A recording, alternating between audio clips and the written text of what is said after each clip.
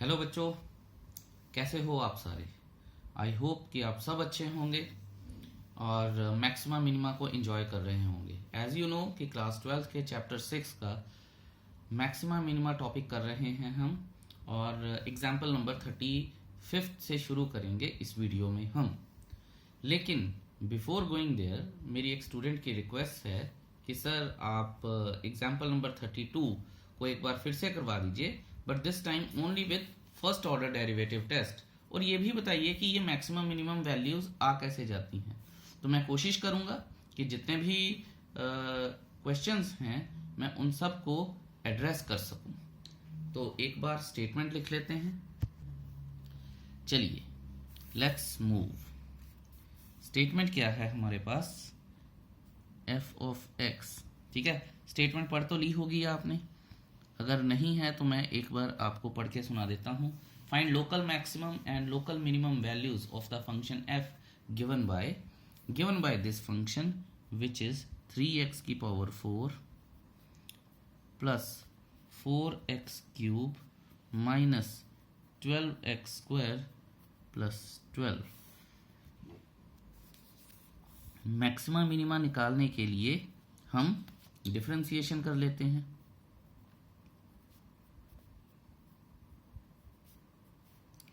Twenty 4x और ये 0 बन जाएगा। अब क्या करते हैं कि 12x को कॉमन निकालने की कोशिश करते हैं, तो x square plus x minus 2 आ जाएगा।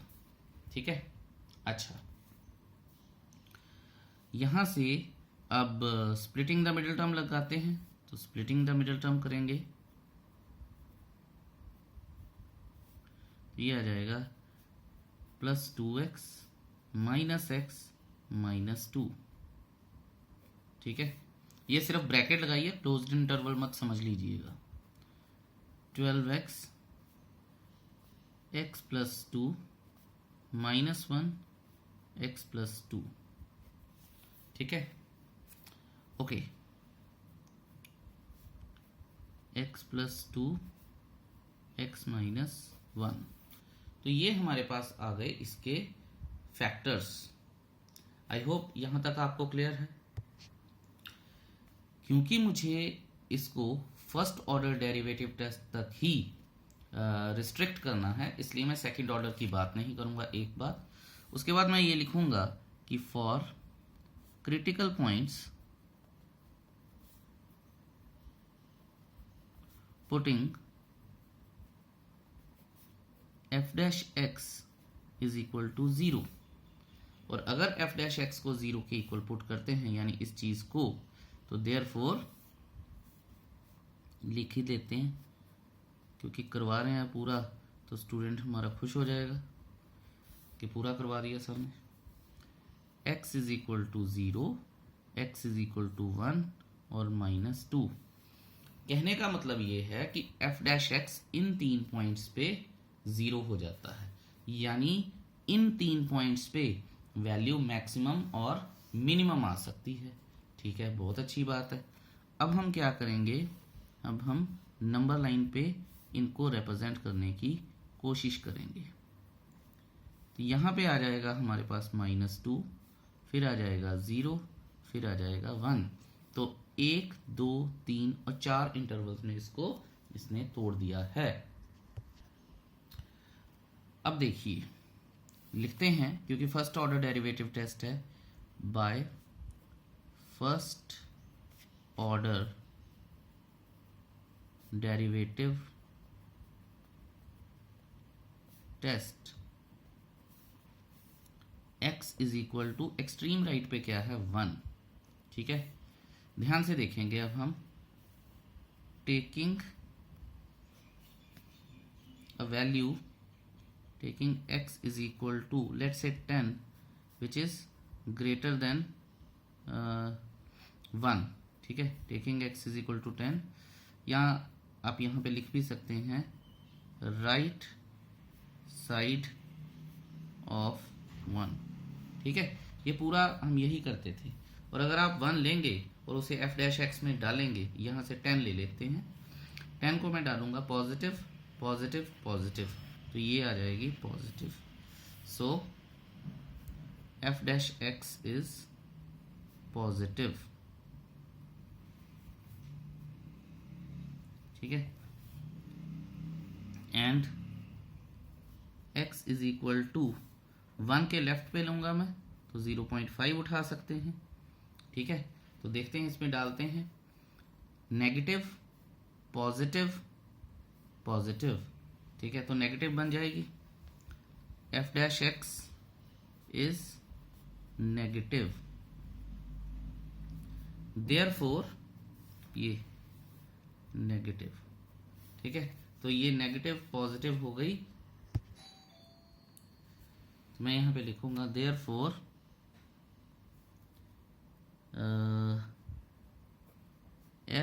Therefore x is equal to 1 is the point of local minima and f of 1, जो कि हमारे पास f ऑफ 1 यहाँ पे डालेंगे हम, तो वैल्यू आ जाएगी हमारी, वैल्यू पुट कर लेते हैं 3 इंटू 1 की पावर 4 प्लस 4 इंटू 1 की पावर 3 माइनस 12 इंटू 1 की पावर 2 प्लस 12, तो ये और ये गए, और 4 और 3 7 आ गए, ठीक है। Is the local minimum value at x is equal to 1, ये 1 आया है।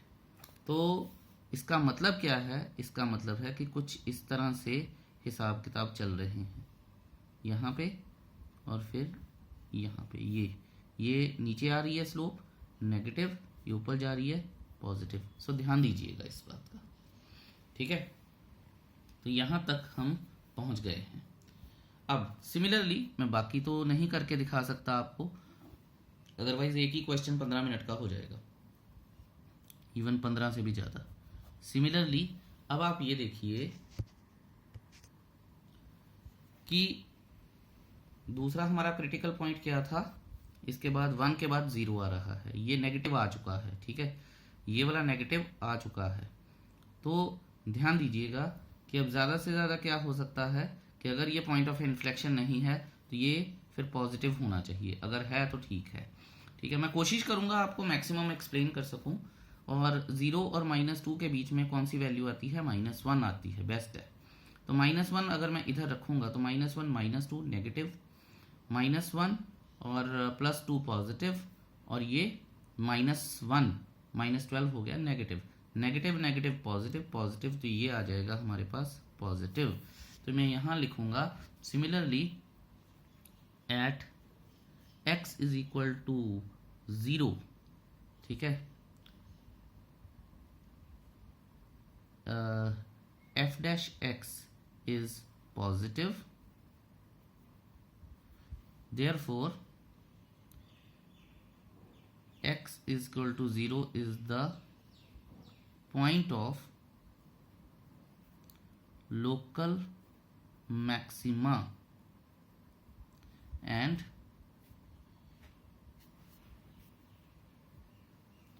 f of 0 is equal to 12 is the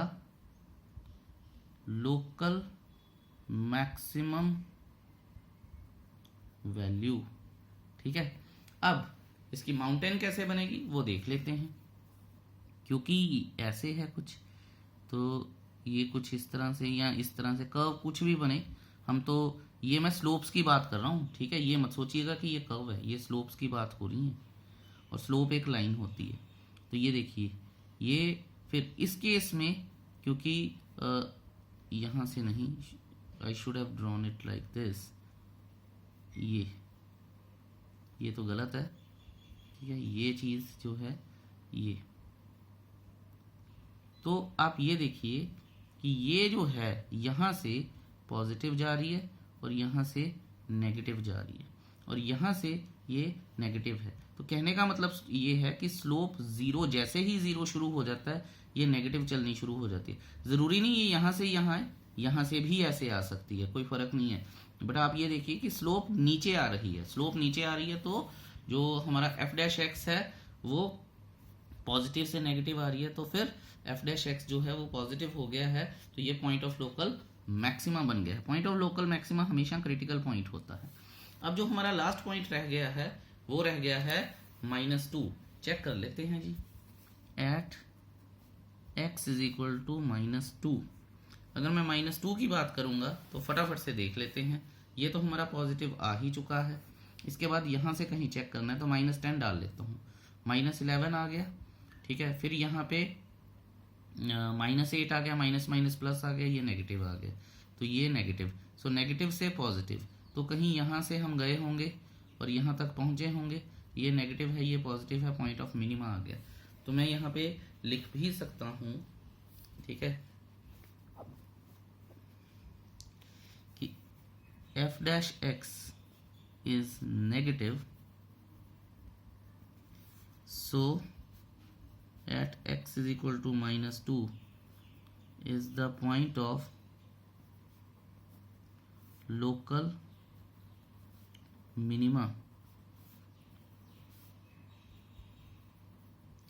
and f of -2 is equal to ये 3 इंटू -2 की पावर 4 प्लस 4 इंटू -2 की पावर 3 -12 इंटू -2 का स्क्वायर प्लस 12 आ गया, तो 16 48 आ गया, 8 32 आ गया, 4 48 आ गया और प्लस 12 आ गया, तो ये आ जाएगी हमारे पास -20 which is the local minimum value.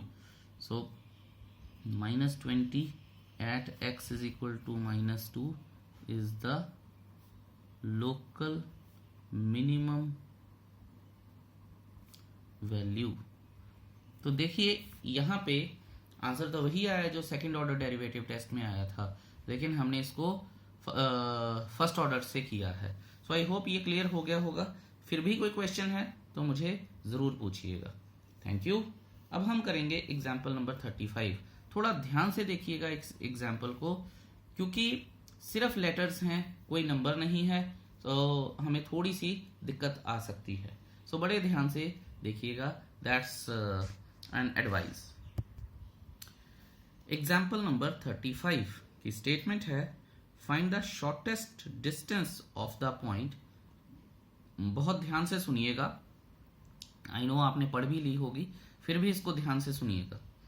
Find the shortest distance of the point 0, c from the parabola, ठीक है, y is equal to x square, where c is greater than equal to 0 and less than equal to 5। बहुत ध्यान से आप ये question देखेंगे, समझेंगे, और ऑफ कोर्स इसके बीच में जो स्टेटमेंट के बीच में जो चीज़ें छुपाई गई हैं उनको समझने की कोशिश करते हैं। उन्होंने बोला है कि एक कर्व है y is equal to x square, तो अगर मैं ऐसे करके एक कर्व बनाऊं तो नॉर्मली जो एक्स स्क्वायर की कर्व है, अगर कुछ नहीं मेंशन हो तो वो उसका जो मिनिमा होता है वो 0 से पास होता है, ये हम पहले भी पढ़ के आए हैं। लेकिन उसने क्या बोला है, it is from 0 to c, ठीक है, it is from 0 to c। तो कहने का मतलब ये है कि अगर ये कर्व कुछ ऐसे बनती है, ठीक है, तो ये जो एंड पॉइंट है ये 0 है और ये जो एंड पॉइंट है ये c है, ठीक है।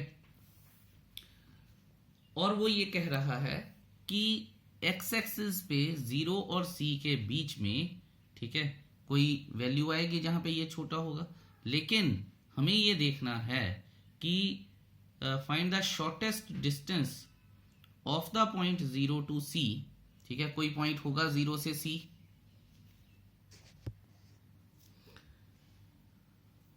कोई पॉइंट है, कहने का मतलब ये है कि कोई पॉइंट है 0 टू c, उससे इस कर्व का डिस्टेंस। अब बच्चे बोलेंगे सर 0 और c तो यहीं पे ही है, तो इसका मिनिमम डिस्टेंस 0 हो गया, क्वेश्चन करने की क्या ज़रूरत है। बच्चों ये फिगर सिर्फ आपको बताने के लिए बनाई गई थी ताकि कोई कन्फ्यूजन ना हो, क्योंकि कुछ बच्चे इसको इस तरह से प्रिसीव करते हैं जबकि ये गलत है। हाउएवर अब देखिए दोबारा से एक फिगर बनाते हैं कुछ इस तरह से।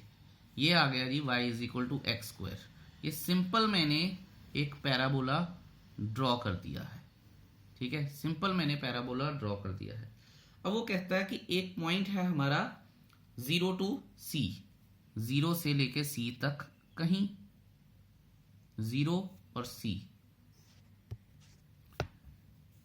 क्योंकि क्वेश्चन में अगर आप देखिए इस तरह से बनाना ही गलत था, क्योंकि क्वेश्चन में उन्होंने बोला है, अगर आप इसको ध्यान से पढ़ेंगे, find the shortest distance of the point 0 and c। 0 c ये वाला जो पॉइंट है ये 0 और c है, ठीक है। From the parabola either from this side और दिस साइड, कहीं पे भी एक पॉइंट होगा, हमें नहीं पता कहां पे है, जो कि शॉर्टेस्ट हो। पर हमें इतना पता है कि जो शॉर्टेस्ट डिस्टेंस होता है वो परपेंडिकुलर होता है, ठीक है। ऐसे करके मान लीजिए या इस तरफ होगा, ये तो वैसे सिमेट्रिकली होता है तो कोई दिक्कत नहीं है, ठीक है। तो ये क्वेश्चन की थोड़ी सी रूपरेखा थी जो मुझे आपको समझानी थी। और अब हमने ये देख लिया है कि 0, c एक पॉइंट है y एक्सिस पे, ठीक है। मैं ये मान के चलता हूं कि आपको ये भी जो डिस्क्रिप्शन है ये प्रॉपरली समझ नहीं आई है, तो अब इस क्वेश्चन को करते हैं। लेट, अगर आपने लास्ट ईयर का कॉनिक सेक्शन देखा हो, थोड़ा सा आपको पता हो, उसकी नॉलेज हो थोड़ी बहुत, तो हमें पता है कि ये जो कर्व है let h, k be the point on the parabola, ठीक है। ये समझाने के लिए अगर आप इसको साथ साथ में विजुअलाइज करेंगे तो आपको आसानी रहेगी। y is equal to x square and d be the distance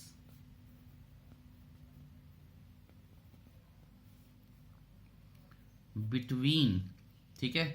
h के पैराबोला पे कहीं पॉइंट है, कहीं भी होगा, मुझे नहीं पता कहां पे है, लेकिन जहां से इसका डिस्टेंस शॉर्टेस्ट है, B the point on the parabola, ठीक है, विद मुझे ये लिख देना चाहिए था कि with shortest distance from y is equal to x, sorry 0, c। तो मैं लिख दूं, चलिए मैं इसको काट देता हूं, बेटर रहेगा। With shortest distance from 0, c and let d be the distance between 0, c and h, k, ठीक है जी। और जैसा कि मैं आपको बता के आया हूं, शॉर्टेस्ट डिस्टेंस का मतलब ही परपेंडिकुलर डिस्टेंस होता है और हमेशा वो एक लाइन होती है, ठीक है।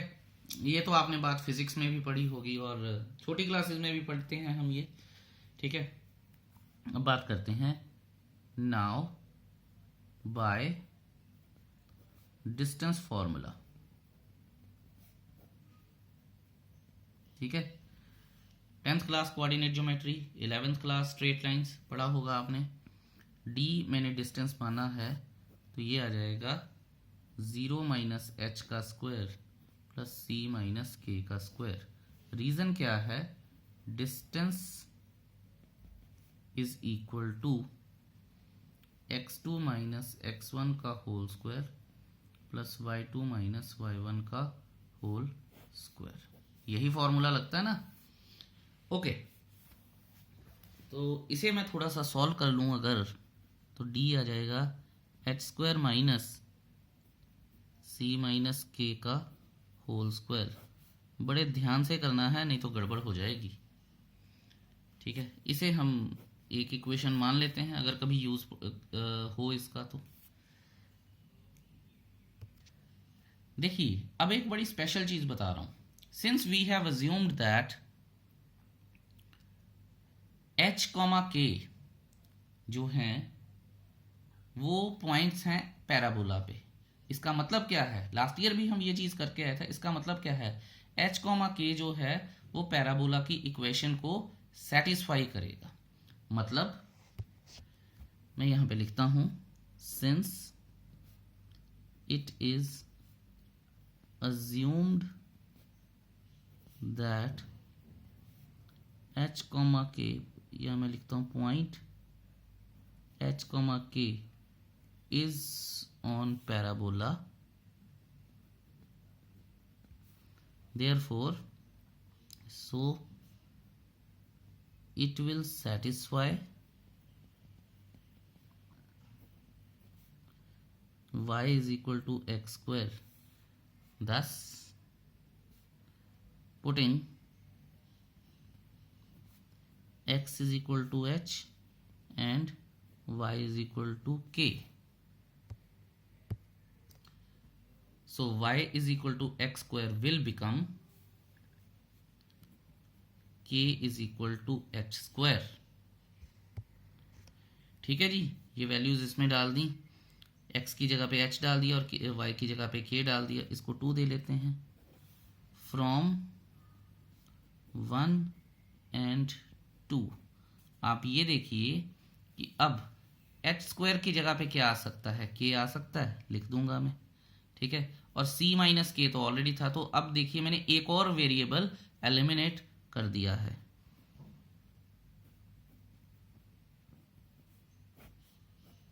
और ये भी d के इक्वल ही है।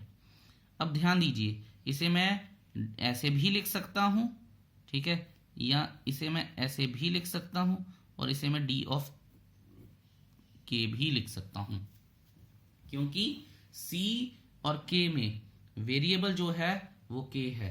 ये बात देखिएगा, दिस इज वेरी इंपॉर्टेंट। अगर x होता तो x आ जाता है, ठीक है। अब डिफरेंशिएशन भी हो सकती है। अब जिन चीजों में बच्चों को मुश्किल आती है मैं उन पे थोड़ा सा फोकस करूंगा। सबसे पहले तो मैं डिफरेंशिएशन करूंगा डी डैश के। बच्चे यहां पे ही मुझे रोक देते हैं और कई बार पूछते हैं कि सर विद रिस्पेक्ट टू तो के हो गया, ऊपर क्या लिखें। तो मैं उनको ये बताता हूं कि अगर आपने इसको डिफरेंशिएट करना है तो ये आएगा, या फिर d upon with respect to k है और डी अपॉन डी है, इस तरह से भी लिख सकते हैं। ठीक है, तो ये आ जाएगा। अगर क्योंकि मुझे अंडर रूट की डिफरेंशिएशन पता है, ये तो आना ही आना है।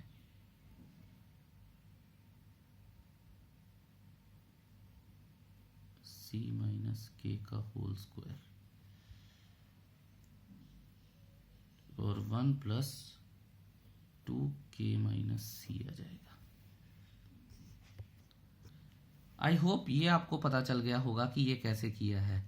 ठीक है, डिनोमिनेटर डिफरेंशिएशन और न्यूमरेटर तो वो तो 1 होके 0 हो गया सारा कुछ। ठीक है, ये नीचे तो 2 से लगा था। अब ये देखिए, इसकी डिफरेंशिएशन हुई तो 1 आया, इसकी डिफरेंशिएशन हुई तो माइनस सी माइनस के आ गया। ठीक है, और फिर इसकी डिफरेंशिएशन हुई तो माइनस माइनस प्लस हो गया। पर ये फिर के माइनस सी कैसे हो गया? आई थिंक कुछ गड़बड़ हुई है। जस्ट अ मिनट, यहाँ पे प्लस आना चाहिए। यस, अब ये गड़बड़ सॉर्ट आउट हुई है। ठीक है, तो अब ये माइनस हो गया और फिर मैंने माइनस कॉमन निकाला तो ये प्लस हो गया। मैं इसको एक बार फिर से कर देता हूँ so that there is no confusion remains.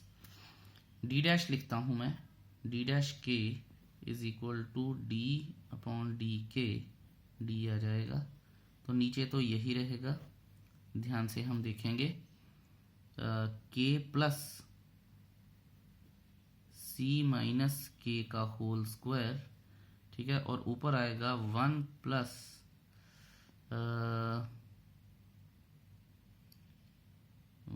Plus 2 into C minus के।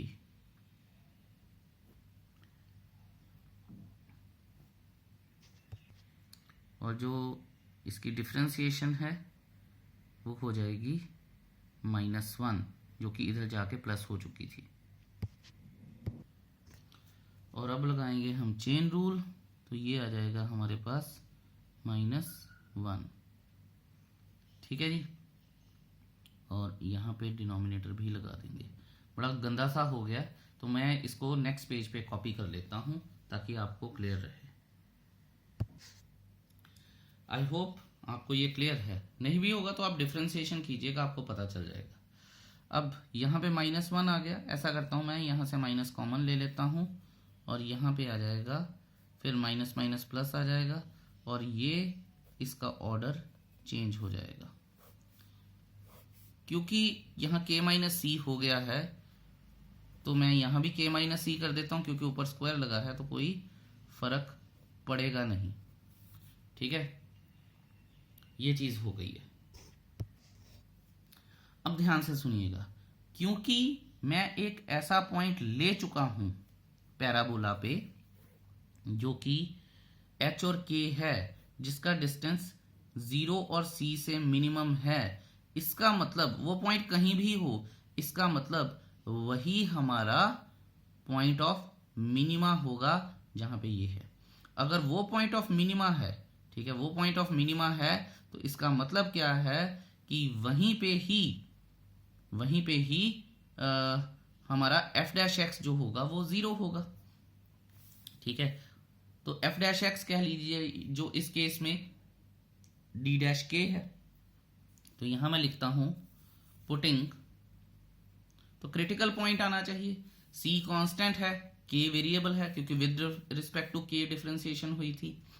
तो इसका मतलब क्या है, क्रिटिकल पॉइंट k आएगा, k की कोई वैल्यू आएगी। तो लिखते हैं putting d' is equal to 0। तो अब आप देखेंगे 1 + 2 k-c upon 2 into k c का होल स्क्वायर। तो ये इधर गया तो 0 हो गया। ठीक है, अब आपको ये चीजों को थोड़ा सा ध्यान से नोटिस करना है।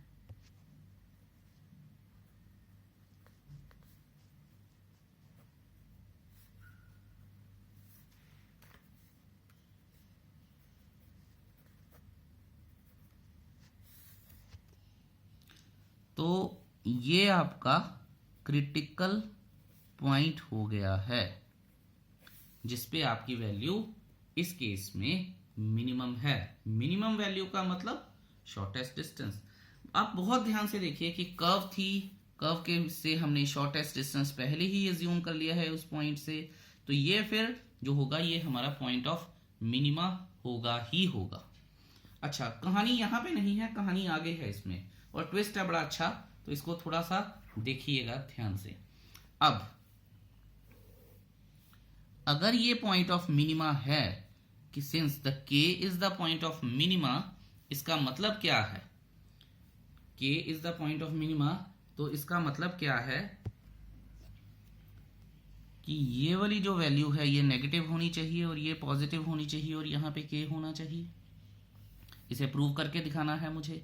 ठीक है, अब मैं लिखता हूं यहां पे for k to be point of minima. ठीक है, ध्यान से देखेंगे हम, for k to be point of minima k should be less than, ठीक है, k should be less than 2c-1/2। ये आ गया 2c-1/2। तो लेस देन का मतलब इधर चली जाएगी वैल्यू, तो 2c-1/2। इसको अगर मैं सॉल्व करूंगा तो मेरे पास आ जाएगा 2k 2c-1। ठीक है, so 2k - 2c less than -1,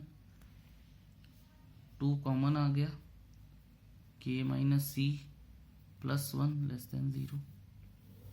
ठीक है, and k should be greater then 2c-1/2। इसी तरह से करूँगा मैं तो ये आ जाएगा 2k कॉमन आ जाएगा, ये आ जाएगा 2k minus c plus 1 should be greater than 0। ठीक है, तो कहने का मतलब है कि ये आ जाएगा हमारे पास, ये जब लेस देन 0 हो जाएगा तो वैल्यू कहीं इधर शिफ्ट हो जाएगी, ये ग्रेटर देन 0 हो जाएगा तो वैल्यू कहीं यहाँ पे शिफ्ट हो जाएगी। हाउएवर, तो इसका मतलब क्या है कि देन इस केस में डी डैश के शुड बी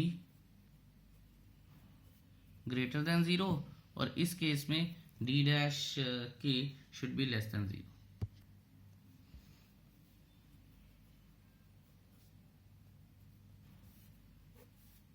ये चीजें ओके। और ये मैं बताऊं कि आपको ये सारा कुछ सिर्फ बताया गया है, ये वाला आपको करने की ज़रूरत नहीं है। यहाँ आप लिख भी सकते हैं कि सिंस के is the point of minima, उसके बाद डायरेक्टली आप ये भी कर सकते हैं। ये सिर्फ आपको बताने के लिए था कि अगर ये पॉइंट ऑफ मिनिमा है, ठीक है, अगर के पॉइंट ऑफ मिनिमा है तो यहाँ से स्लोप जो है वो नेगेटिव आनी चाहिए और यहाँ से स्लोप पॉजिटिव आनी चाहिए। तो ये अगर लेस देन 0 हो जाएगा तो स्लोप नीचे आ रही है, ये अगर मोर देन 0 हो जाएगा तो स्लोप ऊपर जा रही है। ठीक है, तो यहाँ हम लिख सकते हैं therefore d is minimum at k is equal to 2c minus 1 और 2c माइनस 1 अपॉन 2। ठीक है, अब आप ये देखिए कि हमें तो मिनिमम डिस्टेंस निकालना है। मिनिमम डिस्टेंस क्या आएगा, ओरिजिनल इक्वेशन से आएगा, और ओरिजिनल इक्वेशन हमारे पास क्या है, जो अगर आपको याद हो कि शुरू में जब हमने के चेंज किया था, मैं आपको थोड़ा सा बताऊंगा कि ये जो चीज़ है यही है ना डी ऑफ के।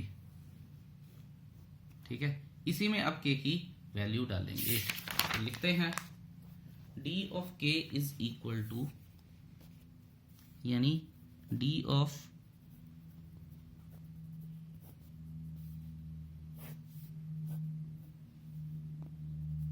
टू सी माइनस 1 अपॉन 2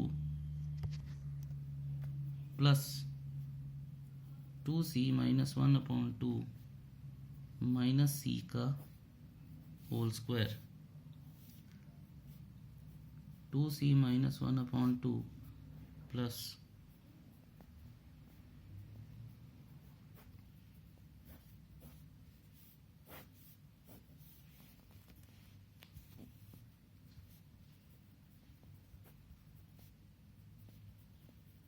ये और ये कट गया, माइनस 1 अपॉन 2 का स्क्वायर ये आ गया।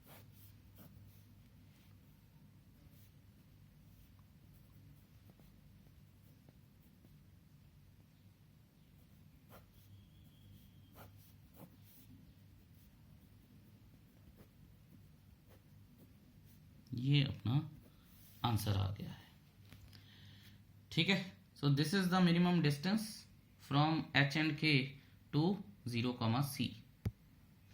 और कई बच्चे मुझसे ये भी पूछते हैं सर उसका क्या हुआ, जो लास्ट में कंडीशन दी गई है कि जो c है वो ग्रेटर देन 0 है और लेस देन इक्वल टू 5 है, ग्रेटर देन इक्वल टू 0 है।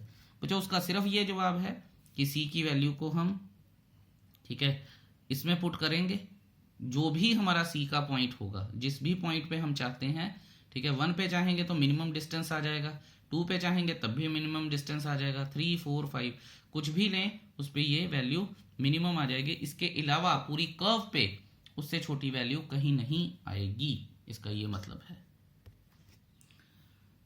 और मैं आपको ये बात भी बता दूं कि ये क्वेश्चन काफ़ी बच्चों को तंग करता है। ठीक है, जो जेई की तैयारी कर रहे हैं या किसी कंपटीशन की तैयारी कर रहे हैं उनके पास तो कोई ऑप्शन है नहीं है, उनको तो ये क्वेश्चन बार बार प्रैक्टिस करना पड़ेगा और अगर कोई दिक्कत हो तो पूछना भी पड़ेगा। बाकी बच्चों की ये डिस्क्रिप्शन है कि वो ये करना चाहते हैं या नहीं, लेकिन बोर्ड पॉइंट ऑफ व्यू से मैं अगर बोलूं तो ये क्वेश्चन रेयरली पूछा गया है, rest you may decide. However इसकी प्रैक्टिस अच्छे से कीजिएगा और फिर भी कोई क्वेश्चन हो तो पूछिएगा। Thank you.